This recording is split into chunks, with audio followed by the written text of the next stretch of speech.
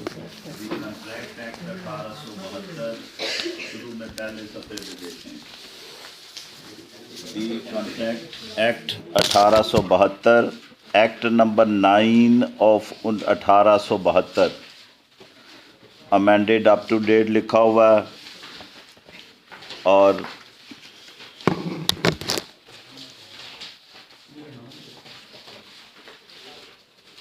जी इसके जो हमने सेक्शन पढ़ने हैं वो कुल सेक्शन तो आखिरी दिया हुआ है कि जी इतने सेक्शन हैं 238। इसमें से देखेंगे आप सेक्शन 76 पे पहुंचेंगे 76।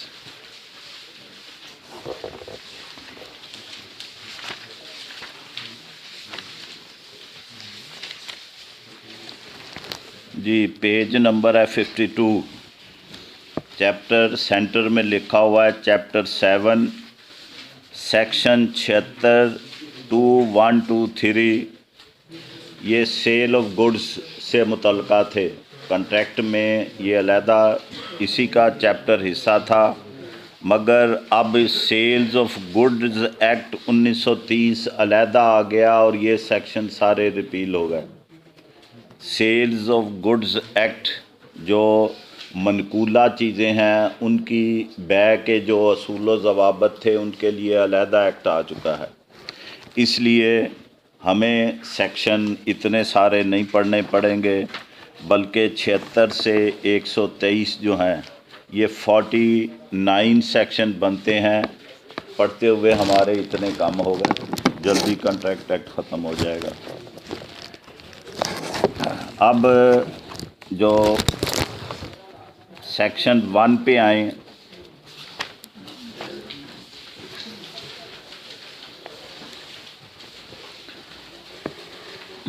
इससे ऊपर इसका फिर वही उन्वान है, मैं उसको पढ़ने लगा हूँ। दी contract act 1872 act number 9 XIX लिखा हुआ है। ये 9 रोमन के लिए, एक्स के जब बाईं तरफ आ जाए एक्स 10 के लिए होता है, बाईं तरफ आई लिखा हो तो ये कम हो गया 9 हो गया ऑफ 1872। इसको समझने के लिए कि ये कैसे पुकारा जाना है, क्या है, तारीख़ इसके साथ दाईं तरफ 25 अप्रैल 1872 लिखा हुआ है।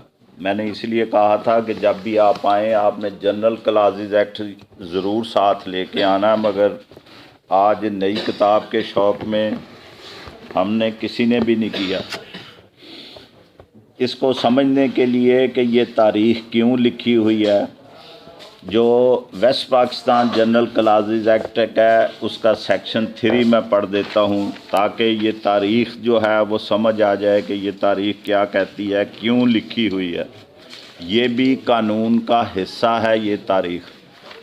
इसीलिए जब तक हम जनरल क्लासेस एक्ट साथ ना पढ़ें हमें किसी कानून की भी समझ नहीं आनी। और वो सेक्शन 3 पढ़ने लगा हूँ क्योंकि हम पहले पढ़ चुके हैं कि वो क्या कहता है।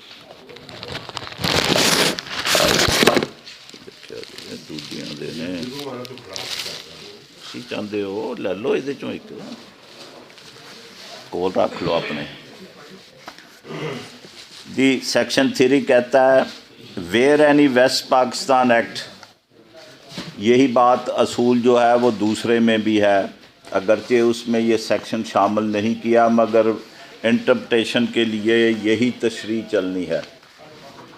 Where any West Pakistan act, अब हम पंजाब एक्ट के तौर पे उसे पढ़ते हैं, is not expressed to come into operation on a particular day.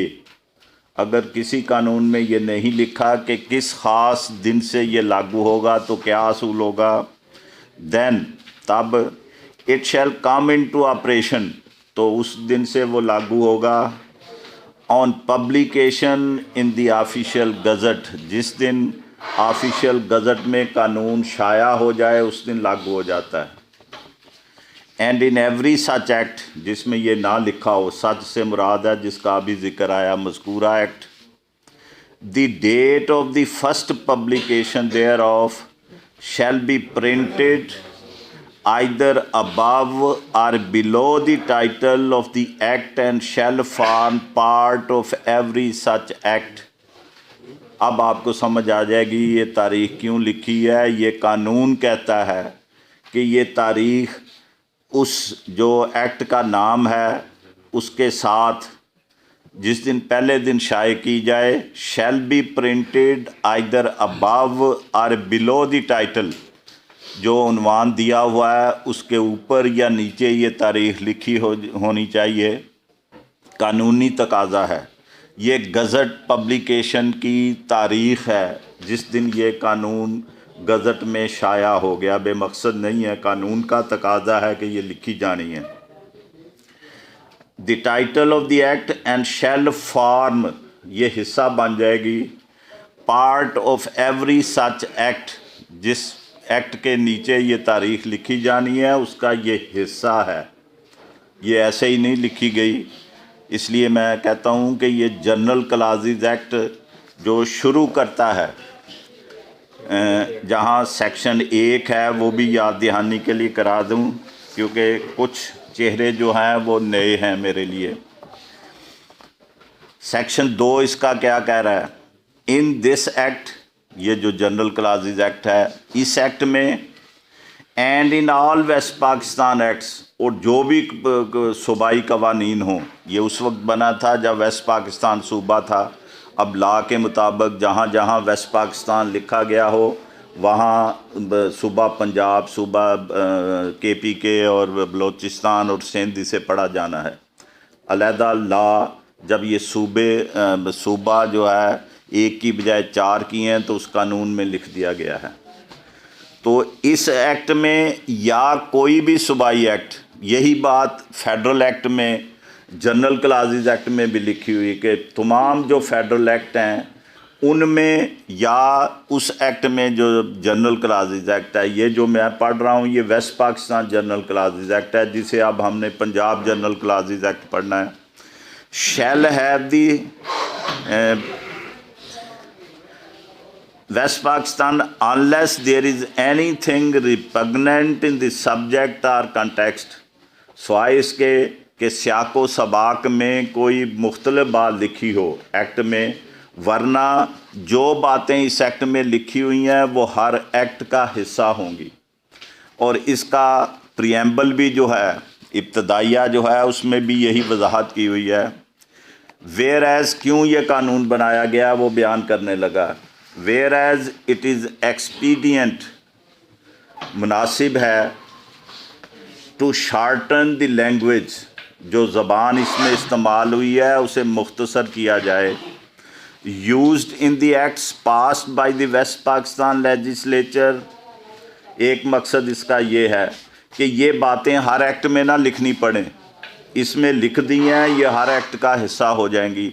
इसलिए ये एक्ट बनाया कि हर एक्ट में ज़बान जो इस्तेमाल करनी है, अल्फाज इस्तेमाल होने हैं, वो शार्ट हो जाएं, कम से कम इस्तेमाल हों। और दूसरा इसका मकसद है and to make certain provisions for the construction of, कानून को कैसे तामीर किया जाना है, and other matters relating to such acts in force in West Pakistan, और इसी तरह के दूसरे मामलात जिसमें इंटरप्रेटेशन ऑफ स्टैट्यूट शामिल है। हम रोज़ कहते हैं कि इसकी ताबीर व तशरीह इस तरह होगी। ये एक्ट पूरा उसका हिस्सा है, इसलिए मैंने कहा कि सेक्शन 3 पढ़ूँगा तो फिर ये पता चलेगा कि ये तारीख़ क्यों लिखी हुई है कंट्रैक्ट एक्ट पे। ये गज़ट की फर्स्ट पब्लिकेशन, जब ये एक्ट गज़ट में पब्लिश हुआ उसकी ये तारीख़ लिखी हुई है और हमने सेक्शन 3 पढ़ा। ये कानून का हिस्सा है, हर एक्ट के साथ ये लिखी जानी है और उस एक्ट का हिस्सा होना है। अगली बात, प्रियम्बल, इब्तदाइया, आगाज़, कोई नाम इसे दे लें। Whereas it is expedient to define, ये मकसद है इस एक्ट के बनाने का। पहला मकसद है कि डिफ़ाइन किया जाए, किसी बात को की वजाहत कर दी जाए, उसकी तशरीह कर दी जाए, उसे बयान कर दिया जाए। And amend certain parts of the law, पहले से कवानीन मौजूद हैं उन्हें तरमीम किया जाए। रिलेटिंग टू कॉन्ट्रैक्ट्स, पहले से मौजूद हैं, इस एक्ट का मकसद उसमें तरमीम करना है। It is hereby enacted as follows, और फिर ये कानून इस तरह बनाया गया। मकासद दो बयान हो गए, एक डिफ़ाइन हो बातें, दूसरा जो है कवानीन में तरमीम हो जाए। ये कंट्रैक्ट, जो बातें कंट्रैक्ट के बारे में पहले से अदालतें कबूल कर ली हैं, लॉ हैं, उनमें तरमीम करना इसका मकसद है। फिर आ गया प्रिलिमिनरी, इब्तदाई क्या है। ये सेक्शन 1 और 2 जो हैं वो इब्तदाई तौर पे बयान किए जा रहे हैं। सेक्शन 1 कहता है शॉर्ट टाइटल, इसे किस उन्वान से, मुख्तसर उन्वान इसका क्या होगा इस एक्ट का। दिस एक्ट में be called the contract act 1872। May be called लाजमी नहीं किया, पुकारा जा सकता है लिखा हुआ। ये नहीं है कि इसके अलावा किसी और नाम से पुकारा नहीं जा सकता। इसलिए कि इसको पढ़ने के लिए हम सेक्शन पढ़ेंगे पंजाब जनरल क्लासेस एक्ट का 27, और यही सेक्शन जो है जनरल क्लासेस एक्ट का 28 है। मैं पंजाब वाला 27 पढ़ने लगा हूँ कि क्यों कहा है कि पुकारा जा सकता है। उसकी वजह भी है कि उसमें कहा है कि इस तरह पुकार लें या इस तरह पुकार लें, इसलिए मे बी कॉल्ड का लफ्ज़ इस्तेमाल किया है। जी मैं 27 पढ़ने लगा हूँ ताकि याद दहानी हो जाए।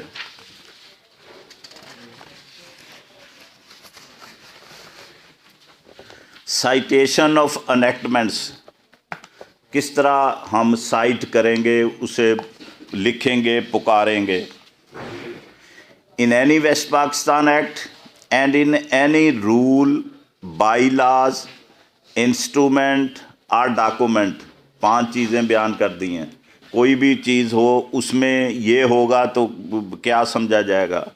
Made under or with reference to any such act, जो किसी कानून का भी हो उसके रेफरेंस, हवाले के साथ जब हम कोई चीज़ डॉक्यूमेंट तैयार करें, कोई करें, उनमें क्या होगा। एनी एनेक्टमेंट में बी साइटेड, तो उसमें जब हवाला देना है तो वो किस तरह उसे साइट किया जा सकता है। By reference to the title or short title if any, हम जब भी लिखते हैं कोड ऑफ सिविल प्रोसीजर उसका नाम है, मगर हम उसे शॉर्ट टाइटल में लिख लेते हैं CPC, CRPC, criminal procedure code कहने के बजाय PPC कह देते हैं बजाय पाकिस्तान पीनल कोड के। इसलिए शॉर्ट टाइटल हो या टाइटल पूरा लिखें, पाकिस्तान पीनल कोड लिखें या PPC लिखें, इस तरह हम उस इंस्ट्रूमेंट में, किसी पेटिशन में, किसी लॉ में इसको इस तरह लिख सकते हैं। If any conferred thereon or by reference to the, या ये हवाला दे के लिख सकते हैं। Number and year thereof, किस नंबर का वो एक्ट है, किस साल का है। जब भी आपने देखा, क्योंकि बैठे हुए हैं तारिक इकबाल साहब, जब ओपनिंग शीट हम लिखते हैं तो आखिरी उसकी लाइन होती है रिवीजन या अपील अंडर लिख के, तो आगे एक्ट लिख के जगह खाली छोड़ी, वहाँ सारी लिखते हैं under Code of Civil Procedure, अपना एक्ट नंबर 5 ऑफ 1908, ये कानून ने कहा है कि इस तरह लिख लेनी है। फिर पढ़ने लगा हूँ। By reference to the title or short title, CPC वहाँ लिख दें, कोड ऑफ सिविल प्रोसीजर लिख दें। कन्फर्ड देयर ऑन, जो भी उसको नाम दिया हुआ है, or by reference to the number and year thereof. Act number इसका देखें आप, बाहर पहले पेज पे क्या नंबर लिखा हुआ है कॉन्ट्रैक्ट एक्ट का, एक्ट नंबर 9 ऑफ 1872, या इस तरह लिख लें। इसलिए वहाँ सेक्शन 1 में ये बात कही है कि मे बी कॉल्ड, क्योंकि बाकी 3 ज़राए भी दिए हुए हैं, शॉर्ट टाइटल, टाइटल और नंबर एंड ईयर। उनमें से किसी को भी हम इसे पुकार सकते हैं। And any provision in an enactment may be cited by reference to the section or subsection of the enactment in which the provisions is contained. हम लिख देते हैं कि अंडर सेक्शन 151 CPC, इस तरह सेक्शन पूरा के उसमें क्या लिखा हुआ है वो लिखने की ज़रूरत नहीं, ये जनरल क्लासेस एक्ट हमें इजाज़त दे रहा है।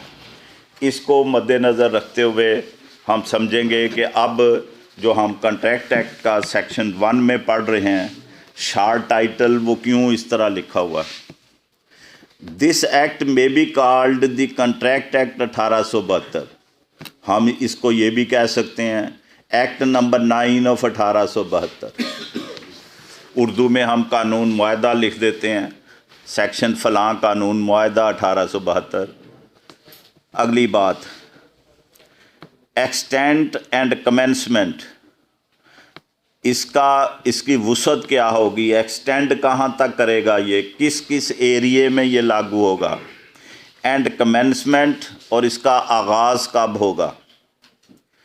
It extends to the whole of Pakistan, पूरे पाकिस्तान में, कोई नहीं कहा कि कबायली इलाके पे लागू नहीं होगा, कश्मीर में लागू नहीं होगा। आज़ाद कश्मीर का अपना कानून है कि जो है वो रियासत जो है वो बहावलपुर, उसमें लागू नहीं होगा क्योंकि उस वक्त वो रियासत थी, वेस्ट पाकिस्तान का हिस्सा बन गई।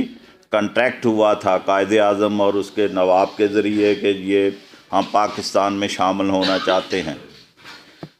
तो it extends to the whole of Pakistan and it shall come into टू फोर्स, कब लागू होगा ये कानून, on the first day of सितंबर 1872। इस एक्ट ने अपनी तारीख दे दी, गज़ट वाली तारीख नहीं दी।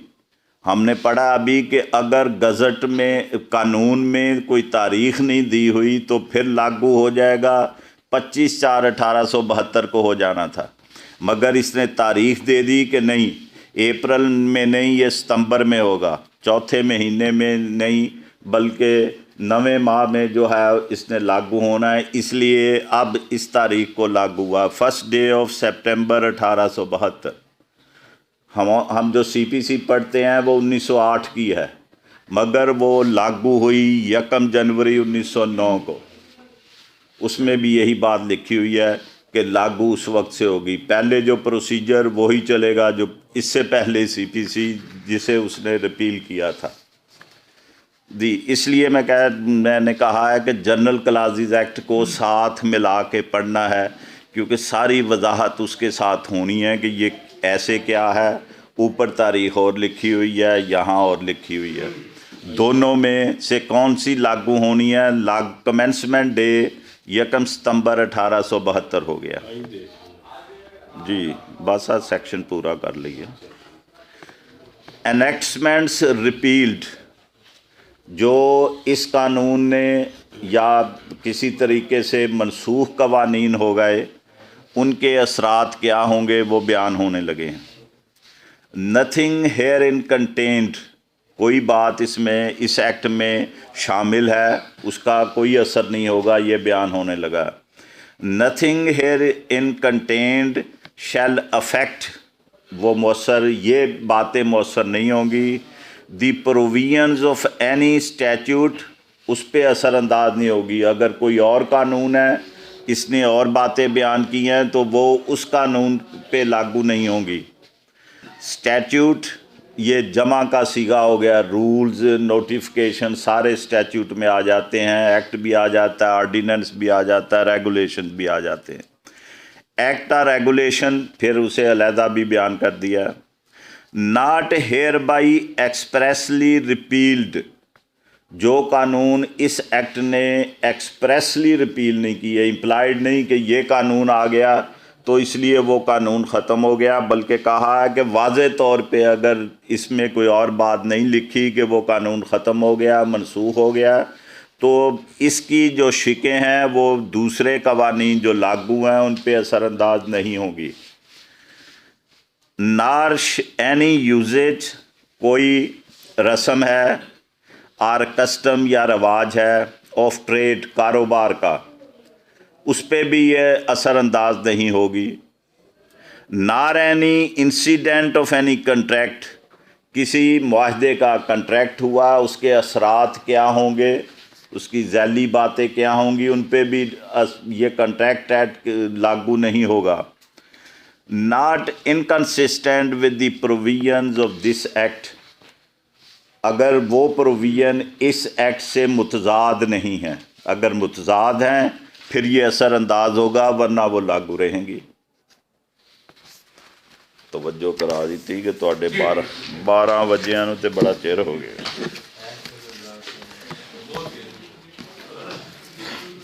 ये जिहड़ी किताबां दोवें ने हैगियां नाल लिआया करनियां, पढ़नियां भी ने आपां।